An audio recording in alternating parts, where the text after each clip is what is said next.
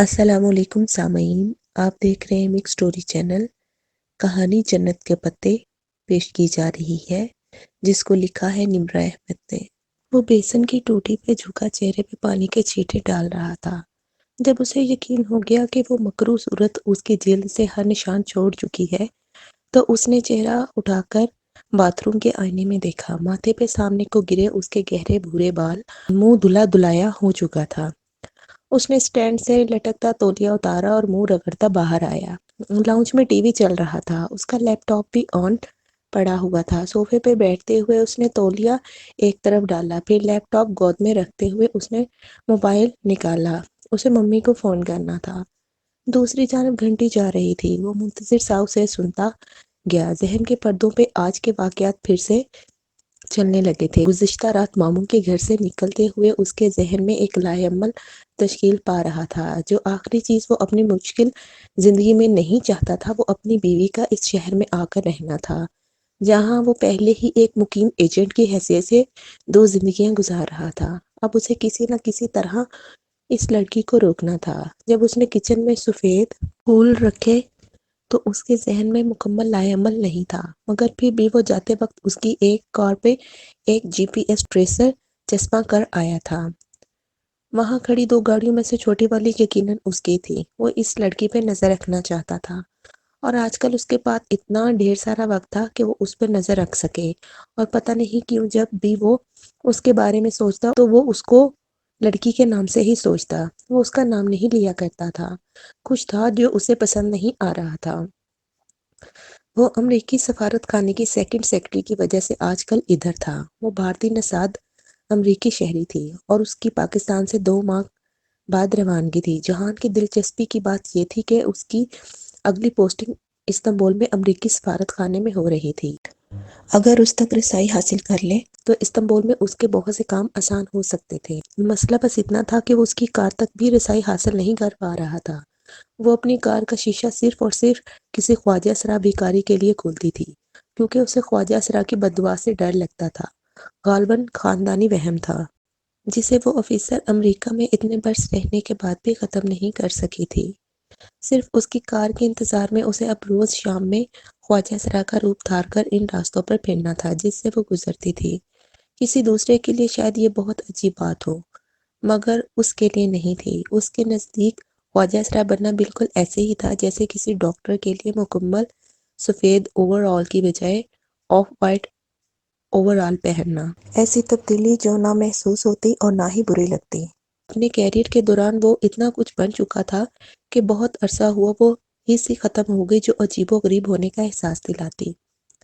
اپنے ذاتی کاموں کے لیے البتہ ایسے حلیے اس نے کبھی نہیں بدلے تھے، لیکن اب اس کی زندگی ذاتی رہی ہی نہیں تھی۔ اگر آج وہ حیا کی گاڑی کو ٹریس کر کے اس سے ملنے گیا تھا تب بھی اس کے ذہن میں اپنی اسی جعلی زندگی کی فکر تھی جو وہ استنبول میں گزار رہا تھا۔ وہ آئس کریم پارلر جہاں وہ اس لڑکی کی گاڑی کی موجودگی کا باعث آیا تھا، اس جگہ سے زیادہ دور نہ تھا جہاں آج کل اس کی ڈیوٹی تھی۔ وہاں خواجہ سرا اکثر نظر آتے تھے اور اسے اچھی طرح معلوم تھا کہ ان میں سے شاید کوئی اصلی خواجہ سرا ہو۔ آدھے پروفیشنل اور باقی آدھے خفیہ والے ہوتے تھے جو ایسے روپ دھار کر حساس جگہوں کی نگرانی کیا کرتے تھے۔ وہ اس لڑکی کو ترکی جانے سے روکنا چاہتا تھا اور کل تک تو وہ اس سے ملنا بھی نہیں چاہتا تھا، مگر آج پتہ نہیں کیوں اس کا دل چاہا تھا کہ وہ اس سے بات کرے۔ وہ اسے کبھی نہیں پہچان سکتی تھی، اسے یقین تھا وہ کیا ممی بھی اسے اس حلیے میں نہیں پہچان سکتی تھی۔ اس روز اس لڑکی نے ہلکے آسمانی رنگ کا لباس پہن رکھا تھا، بال حسب معمول کھلے تھے۔ وہ سلیش پیتے ہوئے سوچ میں گم غالباً شیشہ بند کرنا بھول گئی تھی۔ وہ اس کے شیشے پہ جھکا تو وہ چونک گئی، اور پھر اس نے اس کے سفید گلابی چہرے کو خوفزدہ ہوتے دیکھا۔ تمام تر گھبراہٹ کے باوجود اس نے ٹھنڈا ٹھار سلیش جہان کے منہ پہ الٹ دیا۔ تب وہ پیچھے ہوا تھا، اسے پیچھے سلیش نے نہیں دھکیلا تھا بلکہ اس کی جرأت پہ وہ حیران ہوا تھا۔ گزشتہ روز اگر اسے ایسا لگا تھا کہ وہ کوئی بہت ہی نازک سی لڑکی ہے تو ایسا نہیں تھا، وہ کافی پر اعتماد اور ایک دم سے رد عمل ظاہر کرنے والی لڑکی تھی۔ چلو کوئی تو اچھی بات تھی۔ وہ وہاں سے سیدھا اپنے اپارٹمنٹ آیا تھا اور اب حلیہ ٹھیک کر کے ممی کو فون کر رہا تھا۔ ممی نے فون اٹھاتے ہی سب سے پہلے وہی پوچھا جس کی اسے توقع تھی۔ تم ماموں سے ملنے گئے تھے؟ جی، مگر ابھی میری سائمہ بھابھی سے بات ہوئی ہے، انہوں نے تو نہیں بتایا۔ وہ حیران ہوئی۔ آپ 2 منٹ تسلی سے میری بات سنیں گی؟ پورے 2 منٹ تسلی سے۔ اس کی بات سن لینے کے بعد ممی بولی تھی، تم آج چلے جاؤ، آج فرقان بھائی کے گھر رات کا کھانا ہے، سب اکٹھے ہوں گے، تم ان سے ایک دفعہ مل لو، پھر بعد میں حیا کو اعتماد میں لے کر بتا دینا، بات ختم۔ اور اس کے جو ہاتھ میں آیا وہ اٹھا کر میرے اوپر دے مارے۔ اس نے بے اختیار سوچا تھا، پھر چند منٹ لگے اسے ممی کو راضی کرنے میں، اور وہ بامشکل اس کی بات پہ متفق ہوئی کہ ابھی ماموں سے ملنے کی بجائے بہتر ہے کہ وہ پہلے ماموں کی بیٹی سے ملے، ہو سکے تو اسے روک دے، اور اگر اس کے رکنے کی کوئی صورت نہیں نظر آتی اور وہ 5 ماہ کے لیے استنبول آ رہی ہے تو پھر اسے ان لوگوں کو اپنے بارے میں آگاہی نہیں دینی چاہیے۔ یہ اس کی جاب کے اصول کے خلاف تھا۔ اسے ترکی میں اپنے ارد گرد کوئی ایسا شخص چاہیے تھا جو اس بات سے واقف ہو کہ اس کا نام عبد الرحمن پاشا نہیں یا جہان سکندر نہیں، بلکہ میجر جہان سکندر احمد ہے۔ اس نیچ پر پہنچ کر ممی راضی ہو گئی۔ ٹھیک ہے، تم کرو جو تم کرنا چاہتے ہو، میں انہیں نہیں بتاؤں گی کہ تم اسلام آباد میں ہو۔ وہ خوش نہیں تھی مگر خفا بھی نہیں تھی۔ اس نے سکون کی گہری سانس اندر کھینچی۔ اب اس کے پاس اپنے مستقبل کے بارے میں فیصلہ کرنے کے لیے چند روز تھے۔ فون بند کرنے کے بعد وہ فوراً اٹھا اور اپنا اپارٹمنٹ مقفل کر کے باہر آیا۔ ممی نے فرقان ماموں کے گھر فیملی ڈنر کا بتایا تھا۔ اگر وہ یہی بات کارڈ پہ لکھ کر ایک روز پرانی تاریخ کی مہر زدہ لفافے میں ڈال کر گلاب کے پھولوں کے ہمراہ اس کے گھر دے آئے تو یقیناً وہ اس کی توجہ پا لینے میں کامیاب ہو جائے گا۔ اس کے بعد ہی وہ اس کی بات سنے گی۔ آج بھی وہ اسی پھول والے کے پاس آیا تھا اور آج بھی اس کے پاس سرخ گلاب نہیں تھے۔ اس نے دل ہی دل میں پھول والے اور سرخ گلاب دونوں پہ لعنت بھیجتے ہوئے سفید گلاب خرید لیے۔ بار بار وہ اپنے موبائل پہ ٹریسر کا سٹیٹس چیک کرتا تھا۔ اس کی کار ابھی تک گھر نہیں پہنچی تھی۔ اپنی مصروفیات میں سے اس لڑکی کے لیے وقت نکالنا ایک دم سے اسے بہت دلچسپ لگنے لگا تھا۔ وہ داور کی مہندی کی دوپہر تھی جب ممی کا فون آیا۔ وہ اس وقت آفس سے نکل رہا تھا۔ یہاں سے اسے اپنی وہ کار لینے جانا تھا جو اسے اسلام آباد میں استعمال کرنی تھی۔ ممی کا نمبر اسکرین پر جلتا بجھتا دیکھ کر وہ ذرا چونکا۔ شاید ممی نے ذہن بدل لیا تھا، ورنہ وہ اس طرح اچانک کال نہیں کرتی تھی ماں سوائے ہنگامی صورتحال کے۔ جی ممی، خیریت؟ اپنے دفتر کی مین بلڈنگ سے دور ہٹ کر سڑک کنارے چلتے وہ ان سے بات کرنے لگا۔ تم آج جا کر ماموں سے مل لو، وہی داغ کے 3 پات۔ وہ جی بھر کر بیزار ہوا۔ ممی، کل رات ہم نے کس بات پہ اتفاق کیا تھا، آپ بھول گئی؟ جہان، میری بات سنو، مجھے خدشہ ہے کہ سلیمان بھائی حیا کی شادی کہیں اور نہ کر دیں۔ تو کر دے۔ وہ یہ نہ کہہ سکا، گو کہ وہ یہی کہنا چاہتا تھا، مگر جب بولا تو آواز میں پتہ نہیں کہاں سے خفگی در آئی۔ وہ اس طرح کیسے کر سکتے ہیں؟ کسی اور سے اس کی شادی، ہمارا نکاح ہوا تھا، منگنی نہیں جو وہ اپنی مرضی سے توڑ دیں۔ وہ خلا بھی لے سکتے ہیں، اور تم جانتے ہو 1-2 پیشیوں میں فیصلہ ہو جایا کرتا ہے بچپن کے نکاح کا، اور اگر انہوں نے ایسا کیا تو اس کے ذمہ دار ہم ہوں گے، اور وہ خود کسی چیز کے ذمہ دار نہیں ہیں۔ جہان سکندر، میں نے تمہاری پرورش اس منتقم مزاج سوچ کے ساتھ تو نہیں کی تھی۔ انہیں جیسے دکھ ہوا تھا، وہ فوراً نادم ہوا۔ اچھا، آئی ایم سوری، میرا مطلب تھا کہ اگر ہم اس رشتے پہ خاموش ہیں تو بات وہ بھی نہیں کرتے۔ وہ بیٹی والے ہو کر کیسے خود بات کریں گے؟ کیسے کہیں کہ ہماری بیٹی کو رخصت کروا کر لے جاؤ؟ ایسے کوئی اپنی بیٹی کو ہلکا نہیں کرتا۔ ہاں، میرے ماموں کا غرور اور انا، ادھر ممی کہہ رہی تھی، وہ ہماری طرف سے مایوس ہو چکے ہیں، اسی لیے سلیمان بھائی حیا کے لیے آنے والے رشتوں پہ غور کر رہے ہیں۔ وہ ایک دم بالکل چپ ہو گیا۔ آپ کو کس نے کہا یہ تو طے تھا کہ وہ بلا تحقیق کسی بات پہ یقین نہیں کر سکتا تھا۔ سائمہ بھابی نے ابھی فون کر کے بتایا ہے، ان کے بقول سلیمان بھائی کو ہمارا انتظار بھی نہیں ہے۔ انہوں نے فرقان بھائی سے خود کہا ہے کہ ان کے کسی دوست نے اپنے بیٹے کے لیے حیا کا رشتہ بھجوایا ہے، اور آج وہ فرقان بھائی کو اس لڑکے سے ملوائیں گے۔ شاید ان کے کسی بزنس پارٹنر کا بیٹا ہے، باہر سے پڑھ کر ابھی آیا ہے۔ فرقان بھائی نہیں ملے ابھی اس سے۔ وہ بالکل خاموشی سے سنتا رہا۔ اسے یہ سب بہت برا لگ رہا تھا۔ کیوں؟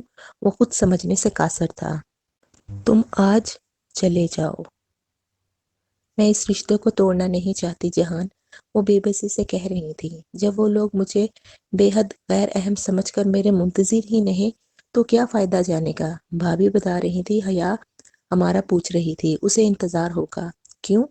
وہ بے اختیار کہہ اٹھا، لڑکیوں کے دل بہت نازک ہوتے ہیں بیٹا۔ میں کبھی کبھی خود کو اپنی بھتیجی کا مجرم تصور کرتی ہوں۔ آپ پریشان نہ ہوں، میں یہ رشتہ نہیں ٹوٹنے دوں گا۔ یعنی تم جا رہے ہو؟ میں جیسے کھل اٹھی۔ اب یہ بھی نہیں کہا میں نے۔ بس آپ مجھ پر بھروسہ رکھے، میں سب فکس کر لوں گا۔ اور ممی خاموش ہو گئی۔ ان کو شاید اس کی قابلیت پہ بھروسہ تھا کہ وہ اپنے ارد گرد موجودہ ہر خراب چیز کو فکس کر لیا کرتا تھا۔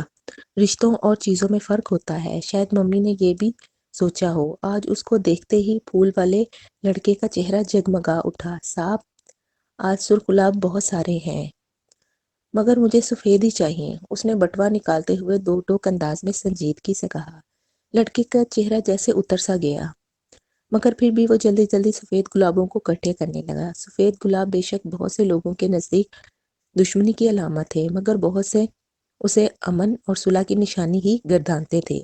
وہ آج ان کے گھر کے اندر نہیں گیا، بلکہ ان کے گھر کے مقابل ایک زیر تعمیر بنگلے میں چلا گیا۔ سریے، اینٹیں، آدھی بنی دیواریں، وہ گھر رات کے وقت ویران پڑا تھا۔ مزدور وغیرہ کب کے جا چکے تھے اور اب وہ وہاں اوپری منزل کے کمرے میں بیٹھ کر بآسانی سلیمان ماموں کے گھر کے کھلے گیٹ سے سب کچھ دیکھ سکتا تھا۔ مہندی کا فنکشن دونوں گھروں کے قریب ہی ایک کھلے پلاٹ میں شاندار کناتے لگا کر کیا گیا تھا۔ اسے تقریب میں کوئی دلچسپی نہیں تھی، وہ صرف سلیمان ماموں کے کھلے گیٹ کو دیکھ رہا تھا جہاں بہت سے لوگ آ جا رہے تھے۔ خواتین کی تیاری اور الٹے سیدھے فیشن، وہ روایات اور قدریں جن کا ذکر ممی اکثر کیا کرتی تھی، وہ اسے اپنے ننیال کی خواتین میں کہیں نظر نہیں آیا تھا۔ داور کی بہن تو شاید باقاعدہ سکارف لیا کرتی تھی، مگر وہ بھی اسے سلور لہنگے میں بنا سر ڈھکے ادھر ادھر پھرتی نظر آ رہی تھی۔ پتہ نہیں کیوں شادیوں پہ لوگ سب بلا دیتے ہیں۔ اسے افسوس ہو رہا تھا۔ بہت دیر بعد جہان نے بلاخر اسے دیکھ ہی لیا۔ وہ اپنی ممی کے عقب میں چلتی برآمدے سے اترتی ڈرائیو وے تک آ رہی تھی، جہاں سلیمان ماموں ایک فیملی کے ہمراہ کھڑے خوشخبریوں میں مصروف تھے۔ وہ واقعی بہت خوبصورت تھی۔ سنہرا لہنگا اور ٹیکا اسے مزید حسین بنا رہا تھا، مگر وہ اسے پھر بھی مرحا جمیلہ نہیں لگتی تھی۔ سلیمان ماموں اب ان کا تعارف ان لوگوں سے کروا رہے تھے جو ان کے ساتھ کھڑے تھے۔ صاحب، خاتون اور غالباً ان کا بیٹا۔ اس نے اپنے سیل فون میں دوربین کا لینس نکالا اور ان کو فوکس کیا۔ اب وہ ان کے چہرے کو دیکھ سکتا تھا۔ وہ تینوں مہمان اسے بہت دلچسپی سے دیکھ رہے تھے، بالخصوص ان کا بیٹا۔ اس کی نظریں تو بہت ہی، اسے پتہ نہیں کیوں پھر سے غصہ آنے لگا، اور تب ہی اس نے حیا کے چہرے کی جوت کو ماند پڑتے دیکھا۔ وہ خوش نہیں لگ رہی تھی۔ ذرا سی دیر میں ہی وہ ان کے پاس سے ہٹ آئی۔ گیٹ سے باہر آ کر اس نے انگلی کی نوک سے آنکھ کا کنارہ صاف کیا۔ اس نے موبائل کے بٹن کو چند ایک دفعہ دبایا۔ وہ اس کی کوئی تصویر اپنے پاس رکھنا چاہتا تھا۔ وہ ان لوگوں سے مل کر خوش نہیں تھی۔ شاید یہی وہ رشتے والے تھے جن سے آج سلیمان ماموں نے فرقان ماموں سے ملوانا تھا۔ وہ اس پہ خوش اس لیے نہیں تھی کہ یہ رشتہ اس کے لیے انچاہا تھا۔ دل کے کسی کونے میں اسے ایک گنا اطمینان سا نصیب ہوا، جیسے تسلی سے ملی ہو، جیسے ڈھارس سے بندھ گئی ہو۔ اب وہ پہلے جتنا ناخوش نہیں تھا۔ وہ بہت دیر ادھر ہی بیٹھا رہا۔ اسے فنکشن دیکھنے کی آرزو نہ تھی، بس وہ اس کی واپسی کے انتظار میں وہیں موجود تھا۔ وہ اسے ایک بار پھر دیکھنا چاہتا تھا۔ کافی دیر گزری، تب وہ اسے آتی دکھائی دی۔ وہ گھر کے اندر جا رہی تھی۔ کیا اسے اس سے ملنا چاہیے یا اس کے ترکی آنے کا انتظار کرے؟ وہ یہی سوچ رہا تھا جب اس کا فون بجا۔ اس نے سیل فون کی اسکرین کو دیکھا، پھر بے اختیار چونکا۔ یہ اس کی ترکی والی سم تھی جو پوسٹ پیڈ تھی اور کبھی اس کے اور کبھی ممی کے زیر استعمال رہتی تھی۔ یہ نمبر ماموں کے پاس تھا اور اس پہ ماموں کا نمبر محفوظ بھی تھا، اور اب اس نمبر سے کال آ رہی تھی، ماموں کے گھر سے کال۔ وہ لمحہ بھر کو گڑبڑا سا گیا، مگر اس نے فون اٹھا لیا۔ چونکہ یہ ترک نمبر تھا اس لیے وہ ایک ہی لمحے میں خود کو ترکی لے گیا۔ ایک پیشہ ور ایجنٹ ہونے کے ناطے اس کو یہ ظاہر نہیں کرنا تھا کہ وہ ترکی سے باہر ہے اور اس کا نمبر رومنگ پہ ہے۔ وہ حیا تھی، ناقابل یقین، اور وہ ممی کا پوچھ رہی تھی۔ وہ ان کی منتظر تھی۔ ممی ٹھیک کہتی تھی، اس سب کے باوجود جب وہ بات کرنے لگا تو اس کا لہجہ خشک ہی تھا۔ وہ اتنی جلدی کسی کے ساتھ نرمی سے یا کھل کر بات نہیں کرتا تھا، اور اس کو تو وہ ویسے بھی کوئی امید نہیں دلانا چاہتا تھا۔ پھر بھی جب بات کے اختتام پر اس نے حیا کی آواز کو بھیگتے ہوئے سنا تو اس کا دل دکھا تھا۔ فون بند کرتے ہی اس نے وہ خط کا لفافہ نکالا جو وہ پھولوں کے ساتھ رکھنے کے لیے آیا تھا۔ ابھی اندر موجود سفید موٹے کاغذ پہ اس نے لکھا نہیں تھا، اور اب اس کو معلوم تھا کہ اس کو کیا لکھنا ہے۔ اس لڑکی کے نام جو کبھی کسی انچاہے رشتے کے بننے کے خوف سے روتی ہے تو کبھی کسی بن چکے انچاہے رشتے کے ٹوٹنے کے خوف سے۔ یہ آخری بات محض اس کا گمان تھا، مگر کیا پتا وہ صحیح بھی ہو۔ اس نے پی کیپ سر پر لی اور مفرل گردن کے گرد یوں لپیٹا کہ اگر اب وہ خود کو کورئر سروس مین کہہ کر گھر کے کسی ملازم کے حوالے وہ پھول کرے تو کل کو دن کی روشنی میں وہ اسے پہچان نہیں پائیں گے۔ پھول اور خط ایک ملازم کے حوالے کر کے وہ واپس چلا گیا۔ وہ صرف حیا کو چونکانا چاہتا تھا اور اسے امید تھی کہ اس کا مقصد پورا ہو جائے گا۔ داور کی بارات کے روز اس کا قطعاً ارادہ نہ تھا کہ وہ آج بھی حیا کے لیے ادھر جائے گا۔ آج ویسے بھی اسے اپنے بہت سے کام تھے۔ سیکنڈ سیکرٹری تک وہ ابھی بھی رسائی نہیں حاصل کر سکا تھا، مگر وہ جانتا تھا کہ یہ کام وقت طلب ہوتے ہیں: صبر، انتظار اور خاموشی۔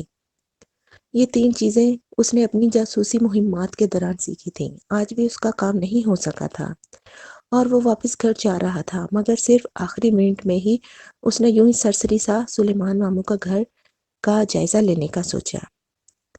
معلوم نہیں وہ بار بار وہاں کیوں جاتا تھا۔ جب وہ ان کی گلی کے دہانے پہ پہنچا تو اس نے زن سے اپنے سامنے سے گزرتی گاڑی میں حیا کو دیکھا۔ وہ بے اختیار چونکا تھا۔ اس گاڑی میں اسے وہی کل والی فیملی نظر آئی تھی، اور وہی بے باک نگاہوں والا فضول انسان گاڑی چلا رہا تھا۔ آخر وہ ان کے ساتھ کیوں جا رہی تھی؟ وہ فارغ تھا، اگر نہ ہوتا تب بھی ان کے پیچھے ضرور آتا۔ جو بھی تھا وہ اس کی بیوی تھی، اور وہ اس وقت کچھ ایسے لوگوں کے ساتھ تھی جو اسے پہلی نظر میں ہی اچھے نہیں لگے تھے۔ کل اسے وہ ان سے مل کر ناخوش لگی تھی، مگر آج وہ ان ہی کے ساتھ تھی۔ وہ کل غلط تھا یا آج؟ وہ یہی دیکھنا چاہتا تھا، اور جب اس نے میرج ہال کے ایک طرف حیا کو گاڑی سے اتر کر دوبارہ فرنٹ سیٹ پر بیٹھتے دیکھا تو اسے دھچکا سا لگا تھا۔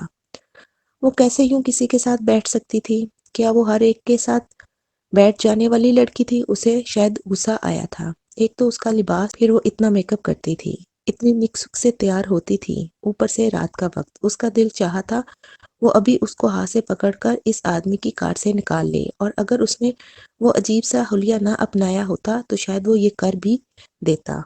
جب وہ گاڑی سے نکلا تو فرائی پین بھی ساتھ اٹھا لیا جو اپنے اس گیٹ کے ساتھ وہ رکھا کرتا تھا۔ کاملیت اس کے ہر کور میں نمایاں ہوتی تھی، اور جب اس نے اس نوجوان کے سر کے پچھلے حصے پہ فرائی پین مار کر اسے گرایا تو بھی اس کا غصہ کم نہیں ہوا تھا۔ وہ کچھ اور نہیں کر سکتا تھا، کوئی حق نہیں جتا سکتا تھا، مگر اس لڑکی کو گردن سے پکڑ کر میرج ہال کے دروازے تک چھوڑ سکتا تھا۔ اور یہ اس نے کیا۔ اپنے لباس کا وہ گھٹیا سے رنگ کا دوپٹہ بھی اس پہ اچھال دیا، مگر جب جانے لگا تو بہت سلگتی نگاہوں سے اسے دیکھتے ہوئے اگر وہ بولا تو صرف ایک لفظ جو اس کی زبان پہ آیا تھا: بے حیا۔ ہاں، وہ اسی قابل تھی۔ پچھلے 2 روز میں اگر اس کے دل میں کوئی نرم گوشہ جاگا تھا تو اب وہ ختم ہو چکا تھا، جیسے کوئی دل سے اتر جاتا ہے، جیسے کسی کے بارے میں انسان شک و شبے میں پڑ جاتا ہے۔ وہ اس وقت ویسا ہی محسوس کر رہا تھا۔ اب وہ اس سے نہیں ملنا چاہتا تھا، اور اگر وہ اسے استنبول آنے سے روک سکا تو ضرور روکے گا، لیکن وہ ان کے گھر نہیں جائے گا۔ اس کا فیصلہ آسان ہو گیا تھا۔ ہر مشرقی مرد کی طرح اس کی بھی خواہش تھی کہ اس کی بیوی ہر کسی کی گاڑی میں بیٹھ جانے والی نہ ہو، اور آج جو اس نے دیکھا اس سے نہ صرف وہ پسند ہوا تھا بلکہ وہ اس لڑکی کے بارے میں شدید شک و شبے میں پڑ گیا تھا۔ یہ بھی تو ممکن تھا کہ وہ اس لڑکے کو پسند کرتی ہو۔ یہ الگ بات ہے کہ اس کی جرت نے اسے بکھلا دیا ہو اور وہ فطری رد عمل کے تحت بھاگی ہو، مگر کم از کم ایک بات واضح تھی کہ پسند ناپسند ایک طرف، مگر وہ کسی کو اپنے قریب نہیں آنے دیتی تھی۔ لیکن یہ بھی ہو سکتا ہے اس لڑکے کے والد کے رشتہ بھیجنے میں حیا کی رضامندی شامل ہو، اور اس لیے وہ جہان یا ممی کی آمد کا پوچھ رہی تھی تاکہ جلد از جلد یہ رشتہ اپنے منطقی انجام تک پہنچ جائے۔ اور اپنی مرضی سے کسی اور سے شادی کر سکے۔ لعنت ہے مجھ پہ جو میں نے سلیمان ماموں کی بیٹی اور فرقان ماموں کی بھتیجی سے اچھی امید رکھی۔ دل میں آئے بغض کو ختم کرنے کے لیے اسے بہت سا وقت چاہیے تھا۔ وہ ایسا آدمی نہیں تھا کہ چند گھنٹوں بعد ٹھنڈا ہو کر سوچ میں دل صاف کر لے۔ اس نے برسوں اس دنیا میں کام کیا تھا جہاں ہر شخص کے 2 سے زیادہ چہرے ہوتے تھے۔ دوسرے انسانوں پہ سے اعتبار تو وہ بہت پہلے کھو چکا تھا، اب اپنی بیوی پر سے بھی کھو دیا تھا۔ اچھا ہی ہوا کہ وہ ماموں سے ملنے نہیں گیا۔ امید دلائے بغیر رشتہ ختم کرنا زیادہ بہتر تھا۔ بس چند دن وہ اس لڑکی پر نظر رکھے گا، آخر اسے ممی کو رشتہ توڑنے کے لیے ٹھوس وجوہات بھی تو دینی تھی۔ ایک دفعہ پھر وہ اپنی سوچ میں حیا سے اس لڑکی تک آ گیا تھا۔ وہ نوجوان جو اس لڑکی کے ساتھ اس نے بیٹھا دیکھا تھا اور بعد ازاں اسے فرائی پین بھی دے مارا تھا، وہ اس کے ذہن سے نہیں نکل پا رہا تھا۔ اگلے کچھ دن وہ بہت مصروف رہا اور اسے اپنے ماموں کے گھر کے پاس سے بھی گزرنے کا وقت نہ ملا، مگر شک کا جو کھٹکا دل پہ پڑ گیا تھا اس کی تصدیق کے لیے اس نے حیا کے ای میل ایڈریس پہ کلون لگا دیا تھا۔ اس کا ای میل ایڈریس ممی نے روہیل سے لے کر دیا تھا اسے۔ اس کلون ہیکر کے باعث اب اس ای میل میں جیسے ہی کوئی ای میل آتی یا جاتی تو اگلے ہی سیکنڈ وہ اسے اپنے فون پہ موصول ہو جاتی۔ وہ اس لڑکے کا نام نہیں جانتا تھا اور نہ ہی اتنا وقت تھا کہ اس کے بارے میں معلومات حاصل کرتا پھرے۔ اسے بس یہی معلوم کرنا تھا کہ اس کی منقوہ کسی اور کے ساتھ وابستہ تو نہیں، اگر ہے تو کوئی ٹھوس چیز اس کے ہاتھ لگ جائے، پھر وہ ممی کو راضی کر لے گا۔ ابھی تک اسے کوئی خاطر خواہ کامیابی نہیں ملی تھی، مگر اس کا تذبذب بہرحال ختم نہیں ہوا تھا۔ داور کی شادی کو 8-9 دن گزر چکے تھے۔ اس دوپہر جب وہ اپنے اپارٹمنٹ کا لاک کھول رہا تھا، اس کا موبائل بجا۔ دروازہ احتیاط سے تھوڑا سا کھول کر اندر داخل ہوتے ہوئے اس نے آنے والا پیغام کھولا۔ وہ حیا کی ایک ای میل کی کاپی تھی جو اس نے ابھی بھی بھیجی تھی۔ دروازہ دوبارہ اندر سے لاک کرتے ہوئے جہان نے موبائل کی اسکرین پر چمکتا پیغام پڑھا، national response centre for cyber crime. اس نے اچنبھے سے ایڈریس کو دیکھا جس کو ای میل بھیجی گئی تھی۔ اس کو کیا ضرورت پڑ گئی سائبر کرائم کو ای میل کرنے کی؟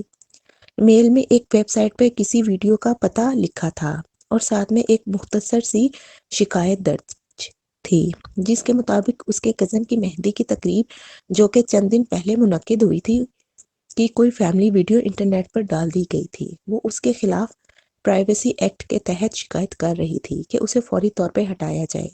جہان نے ویڈیو کے پتے کو چھوا مگر بہت بھاری ہونے یا نیٹ کی رفتار سست ہونے کے باعث کھل نہ سکی۔ خیر ویڈیو وہ بعد میں دیکھ لے گا، ابھی اسے اس کی مدد کرنی چاہیے۔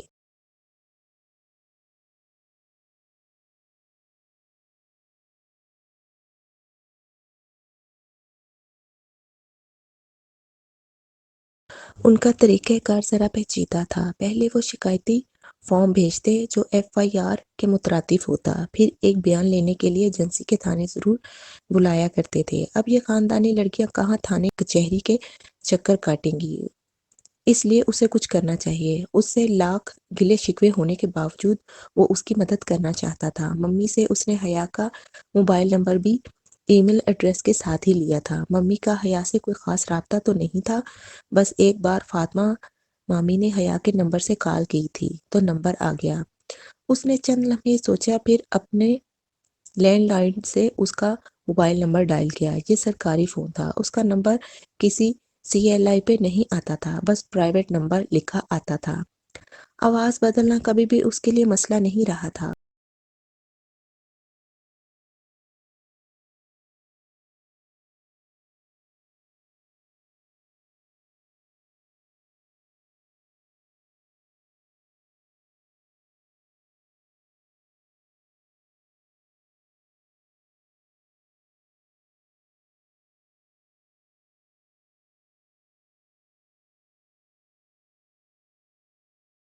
گمبھیر پن لیے صوفے پہ نیم دراز ہوئے وہ بہت اطمینان سے ایسی باتیں کر رہا تھا جو اس لڑکی کو چونکانے کے لیے کافی تھی۔ ویڈیو ہٹانے کا وعدہ لے کر اس نے وہی بات کہی جو سائبر کرائم والے بھی لازماً کہتے، ہمارے آفس آ کر باقاعدہ رپورٹ کریں۔ اس بات پہ وہ باقاعدہ سٹپٹا گئی اور پھر جلدی سے فون بند کر دیا۔ جہاں نے قدرے اچنبھے سے ریسیور کو دیکھا، وہ اتنی گھبرائی ہوئی کیوں لگ رہی تھی؟ شاید مسئلہ سنگین تھا، اسے وہ ویڈیو دیکھ لینی چاہیے۔ قریباً 10 منٹ بعد وہ اس ویڈیو کو اپنے لیپ ٹاپ پر کھول رہا تھا۔ جیسے ہی صفحہ لوڈ ہوا اور اوپر ویڈیو کا نام جگمگایا، وہ ایک دم چونک کر سیدھا ہوا۔ جیسے جیسے ویڈیو چلتی جا رہی تھی، اس کے چہرے کے تاثرات سخت ہوتے گئے، پیشانی کی رگیں تن گئیں اور آنکھوں میں شدید غصہ در آیا۔ یہ تھا اس کے ماموں کا عزت دار خاندان، فرقان ماموں اور سلیمان ماموں کی عزت و عصمت والی بیٹیاں۔ وہ مکمل طور پر زنانہ فنکشن نہیں تھا، اسے پیچھے پس منظر میں ویٹرز اور ڈی جے بھی نظر آ رہے تھے۔ وہ بھی تو مرد ہی تھے، ان سے کوئی پردہ نہیں، کوئی شرم لحاظ نہیں۔ کیسے لوگ تھے یہ؟ کیا ہو گیا تھا پاکستان کو؟ دکھ، طیش، استجاب۔ ایک دم وہ بہت اپسٹ ہو گیا تھا۔ بے حد غصے سے اس نے لیپ ٹاپ بند کیا اور اٹھ کر کمرے میں بے چینی سے ٹہلنے لگا۔ جیل میں گزرے وہ 1 ماہ 10 دن اس کے اندر بہت تلخی بھر گئے تھے، اور گو کہ وہ اس تلخی کو دبا گیا تھا مگر ختم نہیں کر پایا تھا، اور دبانے اور ختم کرنے میں خلیج بھر فرق ہوتا ہے۔ اسے اتنا غصہ تو اس لڑکی کو اس گاڑی میں بیٹھے دیکھ کر نہیں آیا تھا جتنا اس واقعات ویڈیو کو دیکھ کر آ رہا تھا۔ یہ لڑکی اس جیسے آدمی کے ساتھ تو کبھی خوش نہیں رہ سکتی تھی۔ وہ یہ نہیں کہہ رہا تھا کہ وہ بہت با کردار اور اچھا ہے، بس وہ 2 مختلف طریقوں سے پروان چڑھنے والے 2 مختلف انسان تھے، دریا کے 2 کنارے۔ اور اب تو ممی کی خوشی کے لیے بھی اس لڑکی سے باقاعدہ شادی نہیں کرنا چاہتا تھا۔ اسے پچھتاوا ہوا کہ اس نے میجر احمد یعنی اپنا نام کیوں بتایا۔ بہرحال وہ اس غلطی کو کور کر لے گا، وہ اسے معلوم نہیں ہونے دے گا کہ وہی میجر احمد ہے۔ یہ بات کی بات تھی، ابھی مسئلہ اس کے اسکالرشپ کا تھا۔ جب یہ طے تھا کہ وہ اس کے ساتھ رشتہ نہیں رکھنا چاہتا تو پھر وہ کیوں اگلے 5 ماہ استنبول میں اس کے لیے ہلکان ہو؟ ممی کا خیال تھا کہ وہ آئے گی تو ان کے پاس رہے گی۔ اس صورت میں تو اور مسئلہ ہوگا کہ وہ استنبول میں 2 شناختوں کے ساتھ رہ رہا تھا، کہ کبھی جہانگیر میں رہنا پڑتا تو کبھی بیو قدا میں۔ اگر وہ 2 دن بھی اس کے گھر رہی تو جان جائے گی کہ اس کی سرگرمیاں مشکوک ہیں۔ ایسے میں اس کے لیے خود کو چھپا کر رکھنا مشکل ہو جائے گا، اور اب جب کہ اسے زندگی میں شامل نہیں کرنا تو پھر رازوں میں بھی شریک نہیں کرنا۔ وہ بار بار یہی بات سوچے جا رہا تھا۔ ان کے ہاں کام کرنے کے 2 طریقے بتائے جاتے تھے، بالواسطہ یا بلا واسطہ۔ بلا واسطہ طریقہ وہ عموماً پہلے استعمال کرتا تھا، اگر وہ ناکام ہو جائے تو پھر بالواسطہ طریقہ چنا جاتا۔ فی الحال وہ یہی چاہتا تھا کہ کسی طرح وہ لڑکی ترکی نہ آئے۔ اس کی وجہ اس نے اپنے آپ کو یہی بتائی کہ وہ یہ صرف اور صرف اپنی دوسری زندگی میں کوئی گڑبڑ ہونے سے بچانے کے لیے کر رہا ہے۔ وہ آئے گی اور پھر وہ اس سے ملے گی، اس سے امیدیں وابستہ کر لے گی، یا شاید وہ طلاق لینا چاہے۔ اس صورت میں ممی ہرٹ ہوں گی۔ ان سارے مسئلوں سے بچنے کا ایک ہی طریقہ تھا، کچھ ایسا ہو جائے جس سے وہ رک جائے اور استنبول جانے کا پروگرام منسوخ کر دے۔ حماد آج کل آفیشیل کام میں اس کی مدد کروا رہا تھا۔ وہ اپنے ایکسیڈنٹ کے بعد لمبی چھٹی پہ تھا، اس لیے بآسانی اس کے ساتھ کام کر سکتا تھا۔ اس نے حماد سے مدد لینے کا سوچا۔ دیکھو، میں صرف تمہاری تسلی کے لیے تمہاری مدد کرنے کو تیار ہوں، ورنہ میرا ذاتی خیال ہے کہ وہ ترکی پڑھنے جا رہی ہے، تمہاری نگرانی کرنے نہیں۔ اس کو کبھی بھی تمہاری سرگرمی پہ شک نہیں ہوگا، تم ہر چیز ٹھیک سے سنبھالنا جانتے ہو۔ اصل بات یہ ہے کہ تم وہاں اسے اپنے قریب نہیں دیکھنا چاہتے، تمہیں ڈر ہے کہ کہیں تم اس سے محبت نہ کرنے لگ جاؤ، اور اس صورت میں تمہیں اپنے ماموں کے سامنے ہارنا پڑے گا۔ تمہارا دل اس رشتے کو رکھنے پہ راضی ہے، مگر دماغ جو آج بھی اپنے ماموں سے انتقام لینے کا خواہش مند ہے، خائف ہے کہ کہیں دل کے جذبات انا پہ حاوی نہ ہو جائیں۔ پھر بھی جو کر سکا کروں گا، حماد نے بہت اطمینان سے کہا۔ جہاں خفگی سے سر جھٹک کر رہ گیا، جیسے اسے سچ سن کر برا لگا ہو۔ بہرحال وجہ جو بھی ہو، وہ پاکستان سے روانگی سے قبل اس درد سر سے چھٹکارا چاہتا تھا۔ دوسری طرف اس نے وہ ویڈیو انٹرنیٹ پر ڈالنے والے کو بھی ٹریس کر لیا تھا۔ وہ وہی مووی میکر تھا جو مہندی کی تقریب کی ویڈیو بنانے وہاں گیا تھا، اور وہاں یہ کام اس نے اپنے موبائل کے کیمرے کے ذریعے ایک ویٹر سے لیا تھا۔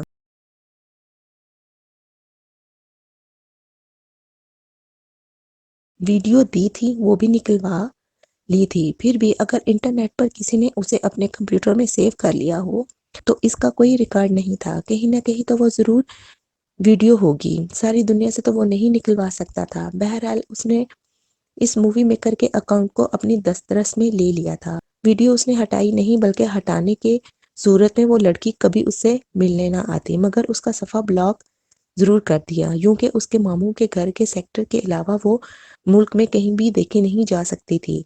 اسے پورا یقین تھا کہ وہ اپنی ویڈیو ہٹانے کے لیے وہ اس کے پاس ضرور آئے گی۔ اگلے روز اس کو حماد کے ساتھ 4-5 گھنٹے سڑک پر میڈم سیکنڈ سیکرٹری کے انتظار میں گزارنے تھے۔ وہ ایک ایسی مرکزی شاہراہ تھی جہاں ہر پل رش ہوتا تھا۔ اسے موہوم سی امید تھی کہ شاید وہ بھی یہاں سے گزرے۔ وہ عموماً ہر وقت باہر ہی نکلی ہوتی تھی۔ وہ گھر میں بیٹھنے والی لڑکیوں میں سے نہیں تھی۔ اس سڑک پہ تو نہیں مگر قریب کی ایک ذیلی سڑک پر وہ ٹریفک جیم میں ضرور پھنسی ہوئی تھی۔ جہان اور حماد کا کام آج بھی نہیں ہو سکا تھا، سو اس نے سوچا وہ یہ دوسرا کام ہی نپٹا دے۔ پاکستان میں اس نے عورتوں کو اگر کسی شے سے بہت ڈرتے دیکھا تھا تو وہ خواجہ سرا کی بددعا تھی، بالخصوص سفر سے پہلے۔ اگر کوئی خواجہ سرا بددعا دے تو اس بدشگونی کے بعد لوگ سفر ترک کر دیا کرتے تھے۔ وہ اس وقت بددعا کے اس اصل کو بھول جایا کرتے تھے کہ بددعا چاہے نیک آدمی دے یا فاسق، چاہے معذور شخص دے یا صحت مند، وہ تب تک آپ کو نہیں لگ سکتی جب تک آپ اس کے اہل نہ ہوں، اور اگر آپ اس کے اہل نہ ہوں تو وہ دینے والے پہ پلٹ آتی ہے۔ مگر اسے امید تھی کہ اس کی بیوی بھی انہی ضعیف العقیدہ لوگوں سے ہی ہوگی جو خواجہ سرا کی بددعا سے ڈرتے تھے۔ وہ صرف 5 منٹ اس کام کے لیے نکال سکتا تھا۔ اسے واپس جا کر رپورٹ کرنی تھی، مگر جب ان دونوں نے اسے متوجہ کیا تو وہ ایک دم سے اتنے غصے میں آ گئی کہ ان کی کوئی بات سنی ہی نہیں۔ حماد تو جانے کون سی باتیں لے کر بیٹھ گیا، مگر وہ کچھ سننے پہ تیار نہ تھی۔ اس نے جیسے بھلا دیا تھا کہ ڈولی نے اس پہ کوئی احسان کیا تھا۔ وہ کوئی بات سننے پر تیار ہی نہ تھی بلکہ مسلسل اسے ہٹنے اور جانے کا کہہ رہی تھی۔ یہاں تک ہوتا تو ٹھیک تھا، مگر وہی اس لڑکی کی ایک دم ریئیکٹ کرنے کی عادت۔ اس نے حماد کی انگلیاں شیشے میں دے دیں۔ وہ ذرا سا زخم اتنا تکلیف دہ نہ ہوتا اگر حماد کا ہاتھ فریکچر کے بعد اب تندرستی کی طرف نہ بڑھ رہا ہوتا۔ ایسے میں اس کی وجہ سے وہ ہاتھ زخمی ہوا۔ اسے شدید غصہ آیا۔ دوسری طرف اس کا دوسرا کام بھی نہیں ہو سکا تھا۔ ان دونوں باتوں پہ وہ شدید غصے کا شکار ہو رہا تھا۔ وہ اسے نہیں روک سکا۔ اسے اپنی یہ بے بسی غصہ دلا رہی تھی۔ اس رات وہ بہت دیر تک اس بارے میں سوچتا رہا۔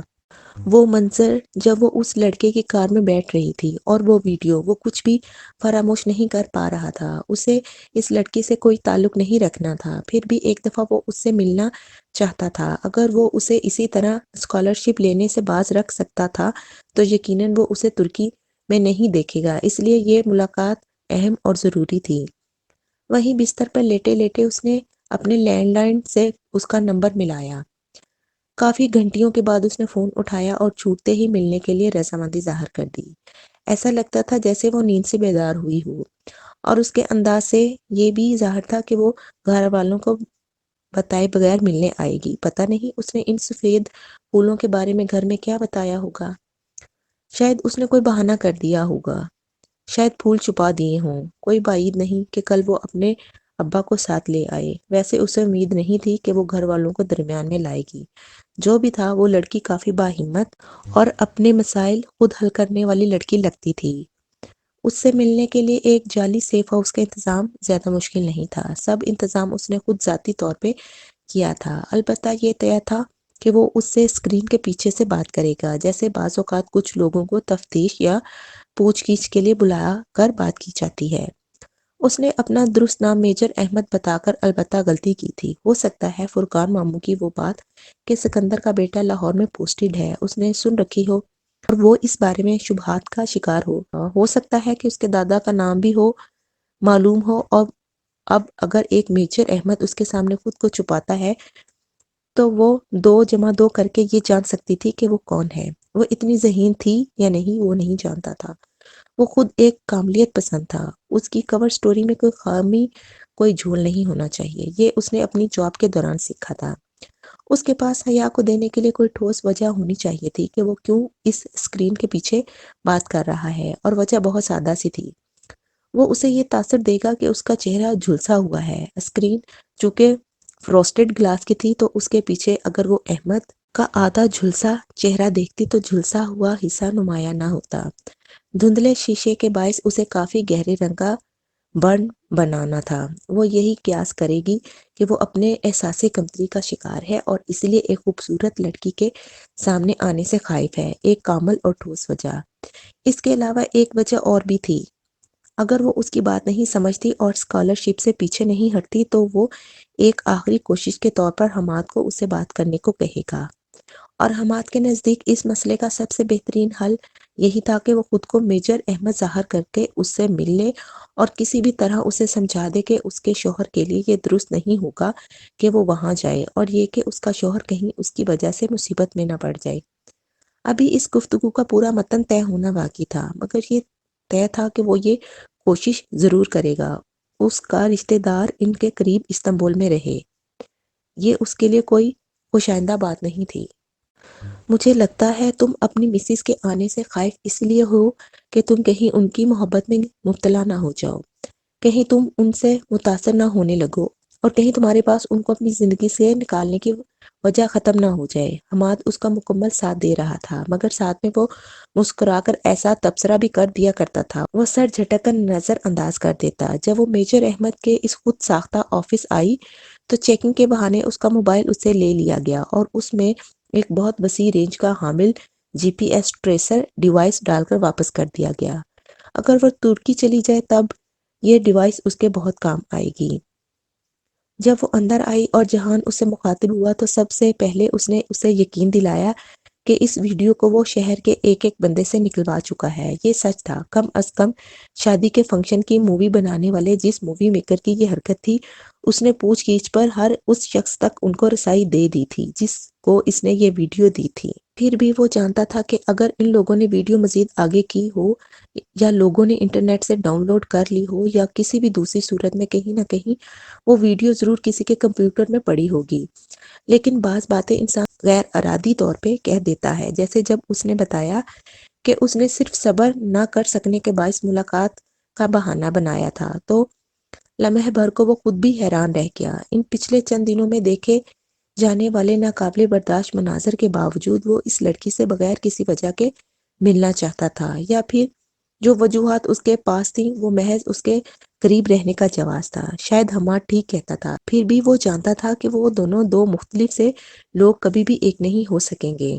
اس ملاقات میں اس نے اس لڑکی سے چند ایک سوال پوچھے جن پہ حسب عادت وہ تپ اٹھی، یہاں تک کہ جب وہ اسے نصیحت کرنا چاہ رہا تھا اس نے ٹھیک سے جواب بھی نہیں دیا، نہ ہی اس کی بات میں دلچسپی لی۔ تب اس نے وہ سوال کیا جس سے وہ شادی کے بارے میں اس کی ترجیحات جان سکے۔ وہ جانتا تھا وہ فوراً انکار کر دے گی، مگر کس وجہ کی بنا پہ؟ اور جب اس نے وجہ بتائی تو لمحہ بھر کو وہ خود بھی چونک کر رہ گیا۔ وہ جتنے یقین اور استحقاق سے میرا شوہر کہہ رہی تھی، وہ پھر سے اپنے بارے میں بے یقین ہونے لگا۔ نہ چاہتے ہوئے بھی اس نے فرقان ماموں کے وہ الفاظ دہرائے جو انہوں نے ممی، ابا اور اس کی پاکستان واپسی کے بارے میں کہے تھے۔ وہ صرف یہ جاننا چاہتا تھا کہ وہ اس کے ابا کے بارے میں کتنا جانتی ہے، مگر وہ حسب عادت بھڑک کر اٹھی۔